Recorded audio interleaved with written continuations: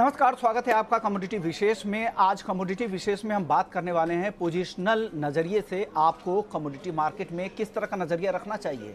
Medium term में क्या outlook है कमोडिटी मार्केट को लेकर, सोने चांदी को लेकर, crude, natural gas, base metals की तो बात होगी ही, साथ ही एग्री मार्केट में खास करके ग्वार, मसाले और कॉटन में आपको अगले कुछ दिनों तक क्या करना है। आज 3 एक्सपर्ट्स हैं जो आज आपको रणनीति बनाने में मदद करने वाले हैं। हमारे साथ 3 एक्सपर्ट में अमित गोयल हैं, चीफ ग्लोबल स्ट्रैटेजिस्ट हैं पेस 360 से, साथ ही चिंतन मेहता हैं, सीईओ हैं अवांस होल्डिंग से। ये दोनों मेहमान आपको नॉन एग्री मार्केट का पूरा व्यू बताने वाले हैं।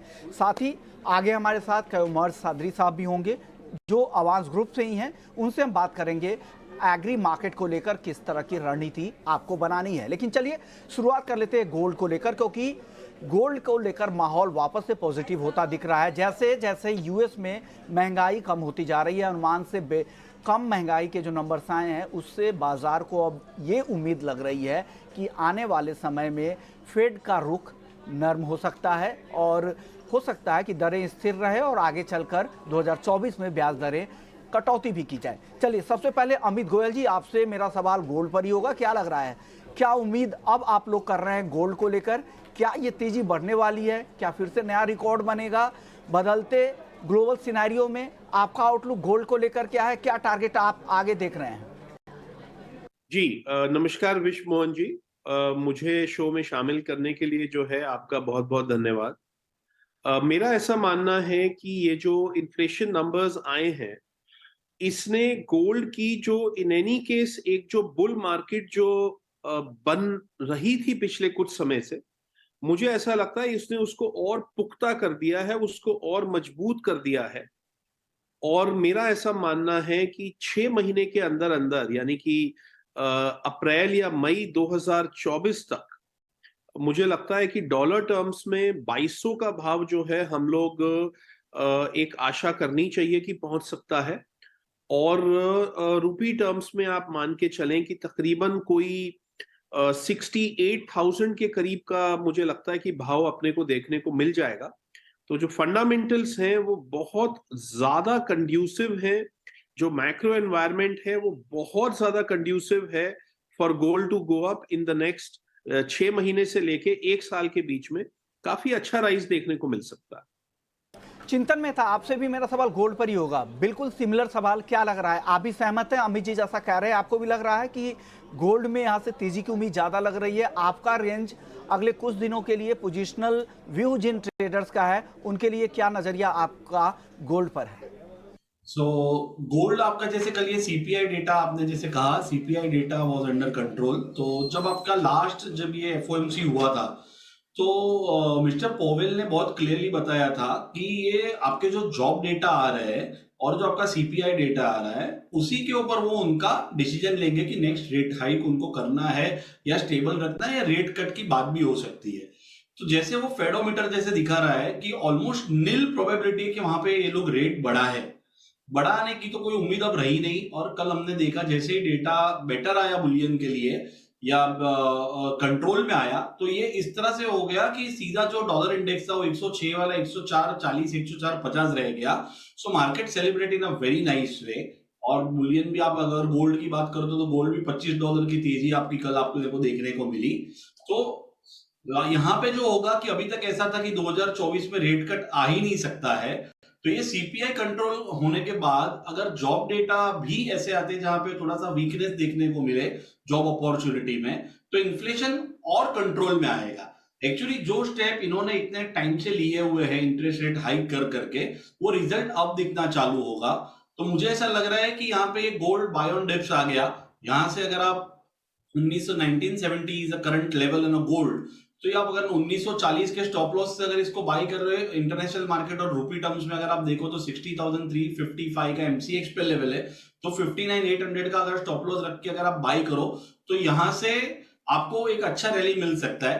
विएट Abans are very good and derivatives, तो आप ऐसा भी कर सकते हो कि आप अराउंड 59,800 का पुट बाई करके फ्यूचर लॉन्ग कर सकते हो। तो इस स्ट्रेटेजी में आपका नीचे का जो साइड रहता है वो beyond the point limited risk पे रहता है और ऊपर में आपको 61,500 के लेवल देखने को मिल सकते हैं नेक्स्ट 3 या 4 महीने में। चांदी की भी चमक वापस से लौटती दिख रही है। चिंतन मेहता जी, क्या लग रहा है, चांदी क्या गोल्ड को आउटपेस कर सकती है? किस तरह की तेजी की उम्मीद आपको चांदी में है?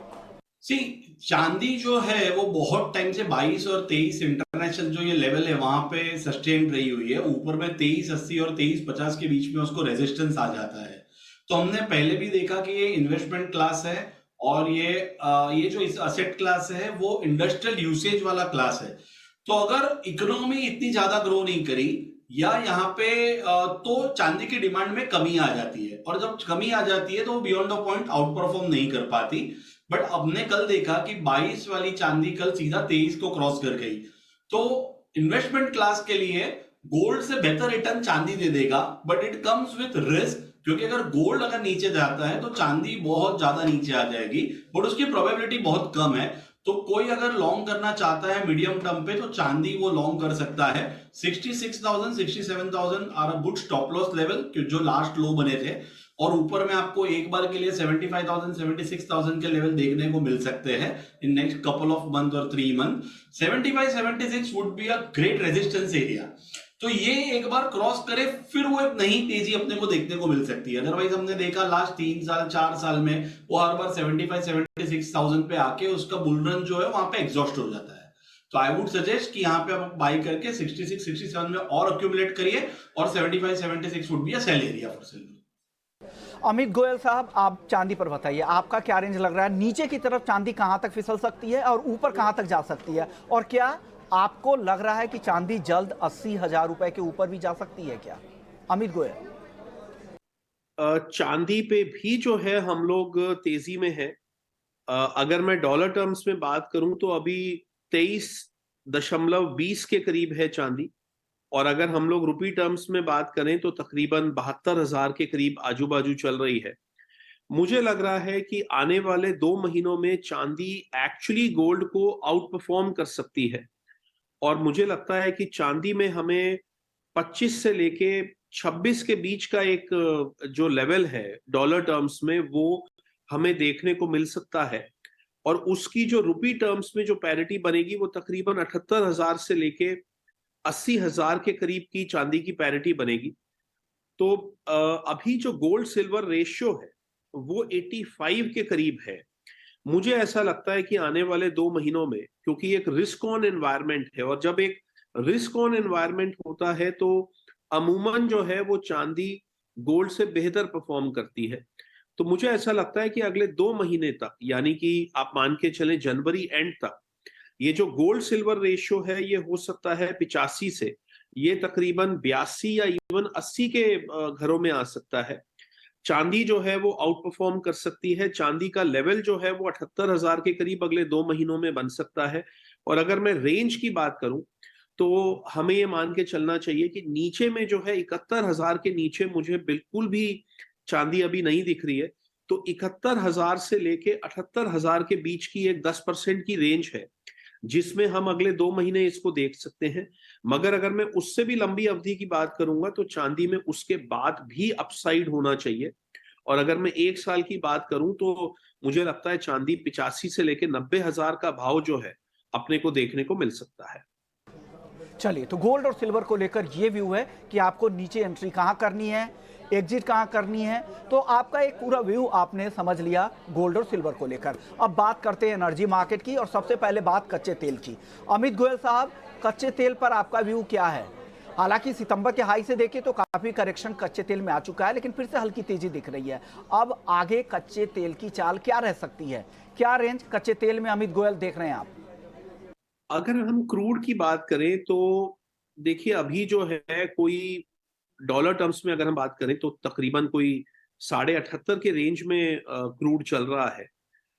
मुझे इसमें इस बात को हमें मद्देनजर रखना होगा कि ग्लोबली एक रिस्क ऑन का माहौल है, और जो आने वाला जो ट्रैवल सीजन है वेस्टर्न वर्ल्ड के लिए, जो कि नवंबर के दूसरे हाफ से लेके जनवरी के पहले हफ्ते तक का एक ट्रैवल सीजन होता है, उसकी जो आशाएं की जा रही हैं वो बहुत ज्यादा जो है वो ऑप्टिमिस्टिक, और बहुत ज्यादा जो है आप मान के चलिए पिछले साल के मुकाबले काफी अच्छा ट्रैवल सीजन जाने वाला है, जिसमें कि बहुत सारे लोग रोड जर्नी करेंगे, पर्टिकुलरली यूएस में।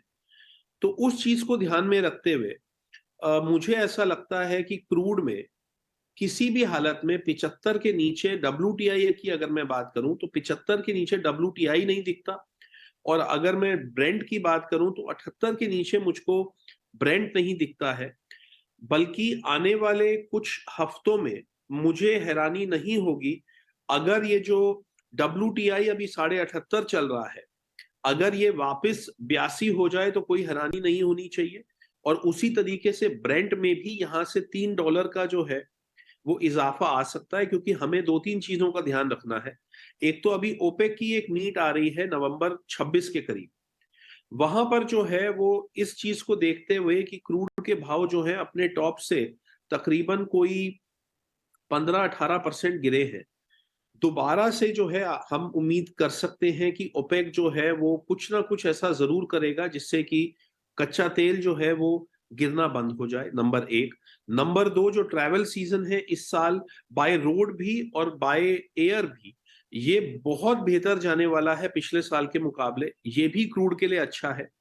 और जो जो अभी नॉर्दर्न हेमिस्फेयर में जो सर्दियों का जो अभी जो मौसम जो पूरा आने वाला है वो भी पिछले साल के मुकाबले ज्यादा ठंडा होने की उम्मीद की जा सकती है, जिसके वजह से भी जो है क्रूड ऑयल और हीटिंग ऑयल के ऊपर जो है थोड़ा ऊपर का प्रेशर बन सकता है। तो हमें ये मान के चलना चाहिए नीचे में यहां से $1.5-2 से ज्यादा नीचे में नहीं जाना चाहिए। और ऊपर में यहाँ बड़े आराम से जो है $4-5-6 की हमें चाल देखने को मिल सकती है आने वाले 6 से लेकर 10 हफ्तों में। चिंतन मेहता, क्रूड पर आपका व्यू क्या लग रहा है? किस तरह की चाल कच्चे तेल की आपको दिख रही है? ट्रेडर्स के लिए क्या सलाह है? पोजिशनल ट्रेडर्स क्या करें कच्चे तेल में यहां से? मुझे लगता है कच्चे तेल के, जैसे आप WTI की अगर बात करें तो उसके अंदर एक रेंज बाउंड ही मूवमेंट आपको देखने को मिलेगा। जब ये आपका अपना ये इजराइल और इसका जो वॉर डिक्लेयर हुआ था तभी सप्लाई कंस्ट्रेंट दिख रहे थे। लोगों को ऐसा प्रिजम्पशन था कि इराक और ईरान भी इस वॉर के अंदर इन्वॉल्व हो जाएंगे, टर्की भी उसके अंदर आ जाएगा, तो सप्लाई साइड पे बहुत कंस्ट्रेंट आ सकता है। तो ऊपर में हमने MCX पे 8000 का लेवल देखा, बट ईरान ने जब उसके अंदर इन्वॉल्व ज्यादा हुआ नहीं, जो वॉर एक कंट्रोल जोन में अभी तक चल रहा है which is between 2 countries only, तो यहां पे हमने फिर देखा कि सप्लाई, ईरान ने बोला कि हम हमारा सप्लाई बढ़ा देंगे, तो हमको सप्लाई देखने को मिला और उसमें वो ओवरसोल्ड जोन में चला गया 6000 के आजू बाजू, और अब ये 6500 के आजू बाजू ट्रेड हो रहा है। तो मुझे ऐसा लगता है कि नीचे के लेवल जहां पे आप 6100, 6200, 6300 यहां पे आप बाई करके उसको 7200, 7300 पे as a trading range trade कर सकते हो। इसके अंदर एक कोई नया डायरेक्शन, कोई नई क्लैरिटी के बाद ही आ सकता है, जो मुझे अभी नहीं दिख रहा है। तो it is gonna be a range play. तो आप नीचे के लेवल पे बाई करिए, 5800 का स्टॉप लॉस रखिए और ऊपर में 7300 से लेके 7500 तक आप बेच सकते हो। चिंतन मेहता, एनर्जी मार्केट में एक और काउंटर है नेचुरल गैस, जहां पर MCX की अगर बात करें तो 300 रुपए के ऊपर जाने के बाद एक अच्छा करेक्शन यहां पर देखने को मिल रहा है। लेकिन अब यहां से किस तरह का व्यू नेचुरल गैस को लेकर बन रहा है? क्या दिख रहा है आपको? यहां से लॉन्ग पोजीशन बनानी चाहिए? जिनका व्यू 5 से 10 दिनों के लिए है उनको क्या आप सलाह देंगे? किस तरह से ट्रेड करना चाहिए नेचुरल गैस में? नेचुरल गैस देखिए वो हाईली डिपेंडेंट होता है यूएस वेदर के ऊपर। तो अभी तक जो यूएस वेदर आपका जैसे वो बिहेव कर रहा है, वेदर जो है वो एज पर एक्सपेक्टेशन वो आगे चल रहा है। बट जैसे नॉर्मली सब जैसे वेदर आप डिपार्टमेंट से सुन रहे होंगे कि हर सीजन आज के दिन में एक एक या दो दो महीना पोस्टपोन हो चुकी है। तो यूएस में जब हरिकेन्स वगैरह आते हैं तो वहां पे डिसरप्शंस आते हैं, सप्लाई डिसरप्शन आते हैं और वो पहुंचा नहीं पाते, क्योंकि उसकी जो प्रोडक्शन की जो कैपेबिलिटीज है नेचुरल गैस की और स्टोरेज कैपेबिलिटीज है वो ओवरनाइट आप इंप्रूव नहीं कर सकते। वो 14 मिलियन बैरल के ऊपर वहां पे हेनरी अप की जो लिमिट है उसी पे है। तो अगर ये जनवरी और फरवरी या दिसंबर एंड में अगर कहीं पे ऐसा कुछ अनएक्सपेक्टेड मिले तो ही आपको यहां से $3 के ऊपर की तेजी देखने को मिल सकती है, वरना इसी तरह से वो ऊपर में 280 290 पे सप्लाई आ जाएगा और 220 और 230 के बीच में आपको वापस डिमांड दिखती मिल जाएगी, क्योंकि सीजन अभी खत्म नहीं हुआ है, रिस्क अभी खत्म नहीं हुआ है। सो आप बिलो द बेल्ट, यानी अगर आप जैसे देखना चाहो तो MCX में वो 230 240 का जो अब लेवल है वो बहुत मुश्किल लग रहा है नीचे ब्रेक करने के लिए, तो वहां पे आप बाय करके 270 280 के बीच में आप सेल बना सकते हो। This is what we think at Abans. चलिए अब बात कर लेते हैं बेस मेटल्स की, जहां पर एक तरफ यूएस फेड से लग रहा है कि अब वो दरों को स्थिर रखेंगे, ब्याज दरें अब यहां से बढ़ने की उम्मीद काफ़ी कम लग रही है, संभावना काफ़ी कम लग रही है, उससे फ़ायदा हो रहा है। साथ ही चाइना का जिस तरह से प्रॉपर्टी मार्केट पर फोकस है, वहाँ के मैन्युफैक्चरिंग और इंफ्रास्ट्रक्चर को पूरी तरह से रिवाइवल का प्रयास किया जा रहा है। पीपल बैंक ऑफ चाइना, वहाँ के सेंट्रल बैंक की तरफ से लगातार लिक्विडिटी बढ़ाने की कोशिश हो रही है। इन तमाम वजहों से लग रहा है कि मेटल्स के दाम आगे बढ़ेंगे, मेटल्स की मांग बढ़ेगी। आपको अमित गोयल साहब क्या लग रहा है, बेस मेटल्स की चाल किस तरह की यहाँ से दिख रही है, और कोई टॉप काउंटर जो यहाँ से ज़्यादा चलने की संभावना आपको दिख रही है? आपका व्यू बेस मेटल्स पर? मेरा ऐसा मानना है कि मेटल्स में अभी थोड़ा बहुत अपसाइड जो है उसकी गुंजाइश अभी भी बाकी है। अगर आप ये देखें कि इक्विटी मार्केट, अगर मैं यूएस की बात करूं तो हम अपने 52 वीक हाई से के काफी करीब आ गए हैं। और चाइना से भी, जैसे आपने बिल्कुल ठीक कहा, कि काफी जो है आवाजें सुनने को मिल रही हैं, वो ब्याज की दरें भी कम कर रहे हैं, कुछ इंफ्रास्ट्रक्चर में पैसा जो है डाल रहे हैं, प्रॉपर्टी सेक्टर को स्टेबलाइज करने की कोशिश कर रहे हैं। तो इन सब कोशिशों के मद्देनजर हमें ऐसा लगता है कि जो बेस मेटल्स हैं, अगर मैं कॉपर की बात करूं, एल्यूमिनियम, निकल, जिंक, इनमें किसी में भी मुझे डाउनसाइड बहुत ज्यादा नहीं दिख रहा है। आप मान के चलें अगले 2 महीने की अगर हम बात करें तो डाउनसाइड 2 से लेके 3% से ज्यादा का डाउनसाइड नहीं दिख रहा है। जबकि ये पूरी संभावना है कि ऊपर में जो है यहां से 5, 6, 7% तक का भी जो है अपसाइड देखने को मिल सकता है। मगर यहां पर यह बात मैं जरूर कहना चाहूंगा कि अगर हम 1 साल की बात करें तो मुझे बेस मेटल्स बिल्कुल भी तेज नहीं दिखते, क्योंकि मेरा ऐसा मानना है कि 2024 में एक स्लो डाउन, एक रिसेशन जो है वो वेस्टर्न वर्ल्ड में आएगा। और चाइना अपनी तमाम कोशिशों के बावजूद भी, चाइना अपनी इकोनॉमी को एक लेवल के बियॉन्ड जो है चाइना ज्यादा स्टेबलाइज नहीं कर पाएगा। तो शॉर्ट टर्म में जो मेरा जो बायस है वो थोड़ा तेजी का रुख है बेस मेटल्स में। मगर अगर हम थोड़ी लंबी अवधि की बात करें तो मुझे बेस मेटल्स में अभी भी कोई बहुत ज्यादा तेजी की गुंजाइश नहीं लग रही है। मुझे लगता है आने वाले 1 साल में नीचे के और भाव देखने को मिलेंगे। मगर अभी महीना 2 महीना एक अच्छा पीरियड है जहां पे कि बेस मेटल्स भी अच्छा कर सकते हैं, और जहां पे क्रूड में भी ऊपर जाने की संभावनाएं हैं, और इवन इक्विटी मार्केट्स पूरे वर्ल्ड में जो है वो अच्छा कर रही हैं। बिकॉज यूएस में इन्फ्लेशन रेट कम होने की वजह से ऐसा लग रहा है कि फेड जो है अब ब्याज की दरें और नहीं बढ़ाएगा, और इक्विटी मार्केट्स को एक बहुत अच्छा मौका मिल गया है। साल का एंड वैसे ही आ रहा है, त्योहार का समय है, तो इक्विटी मार्केट्स के लिए भी एक पॉजिटिव पीरियड है, और बेस मेटल्स और क्रूड के लिए भी थोड़ा पॉजिटिव होना चाहिए। चिंतन, अब आप बताइए बेस मेटल्स पे आपको क्या लग रहा है, किस तरह की चाल मेटल्स में दिख रही है? कोई टॉप ट्रेड आपको लग रहा है जिस पर पोजिशनल ट्रेडर्स को नजर रखनी चाहिए मेटल्स में? मुझे लगता है अगर ये इंटरेस्ट रेट यहाँ पे पीक आउट हो गया यूएस के अंदर, तो इकोनॉमी रिवाइव होने की प्रोबेबिलिटी बहुत बेटर हो जाती है, क्योंकि वो अल्टीमेटली उसको टेलविंड मिलता है।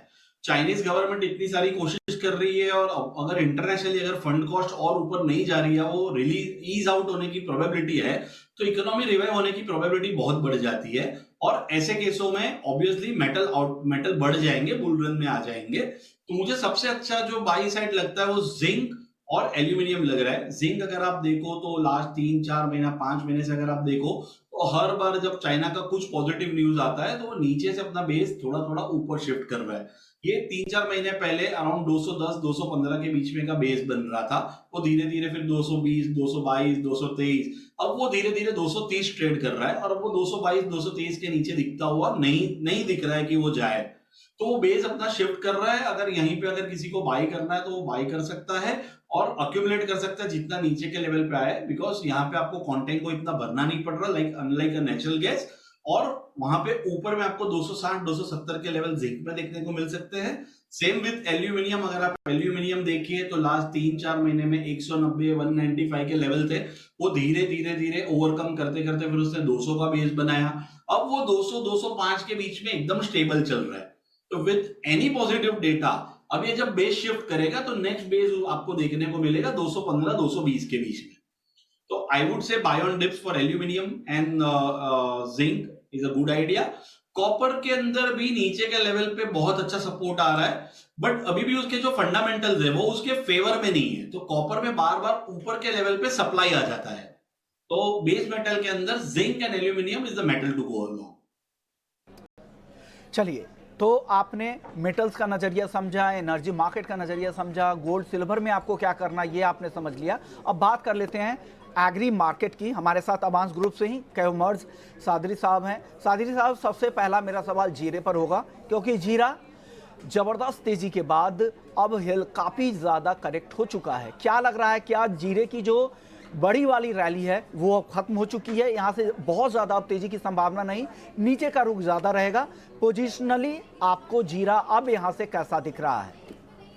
सर, सोइंग के नंबर सर अभी धीरे धीरे पिकअप करते हुए नजर आ रहे हैं। थोड़ा बहुत विंटर भी सेट इन कर गई है गुजरात और राजस्थान में।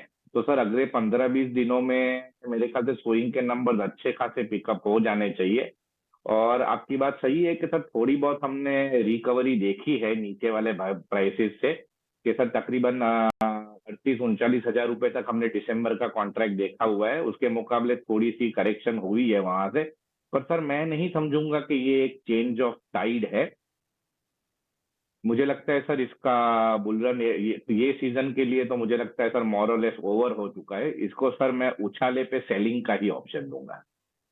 कमर सादरी साहब, जीरे के बाद हल्दी में बताइए, क्या हल्दी में यहाँ से और तेजी आपको दिख रही है? और अगर तेजी दिख रही है तो क्या रेंज आप हल्दी में देख रहे हैं आगे? मुझे विश्वमोहन जी हल्दी में भी तेजी नहीं नजर आ रही है, क्योंकि अभी देखिए हम almost end of crop cycle पे है। दिसंबर इसका आखिरी वायदा है और उसमें ओपन इंटरेस्ट के मुकाबले एक्सचेंज डिपॉजिट्स भी काफी है। ऑलमोस्ट 40% एक्सचेंज डिपॉजिट्स है ओआई के कंपैरिजन में। और डेली थोड़ा बहुत माल अभी भी एक्सचेंज में डिपॉजिट हो रहा है, जो दिखा रहा है कहीं ना कहीं फिजिकल में इतना डिमांड नहीं है, तभी एक्सचेंज में माल आ रहा है। तो इसमें भी एक 13,000 रुपए का स्टॉप लॉस रख के इसको सेल करना चाहिए। क्यों सादरी साहब, धनिया, इन दोनों काउंटर जीरा और हल्दी के मुकाबले धनिया हालांकि उस तरह की रैली नहीं आई थी, लेकिन क्या लग रहा है आगे क्या होगा? क्या ये एक मोमेंटम वापस से पकड़ेगा और इन दोनों काउंटर के मुकाबले, हल्दी और जीरे के मुकाबले, धनिया यहाँ से ज्यादा चल सकता है क्या? धनिया अच्छा लग रहा है, क्योंकि धनिया ही एक है जो बाकी सारे स्पाइसेस के मुकाबले इतना ज्यादा नहीं बढ़ा था, जबकि इसमें तो हमने देखा है काफी नीचे के प्राइसेस से रिकवरी भी आई है। फिजिकल में डिमांड भी ठीक ठाक है, धनिया बाय करके चलना चाहिए। कैमर सादरी साहब, अब बात कर लेते ग्वारसीड और ग्वारगम। अराइवल बढ़िया है, लेकिन आगे चलकर क्या अराइवल जैसे जैसे कम होंगे आपको क्या लग रहा है? क्या दाम कम होंगे ग्वारसीड ग्वारगम के या बढ़ेंगे? आपका आउटलुक ग्वारसीड ग्वारगम में क्या लग रहा है? क्या आगे वापस से तेजी आएगी जैसे जैसे अराइवल्स कम होते जाएंगे?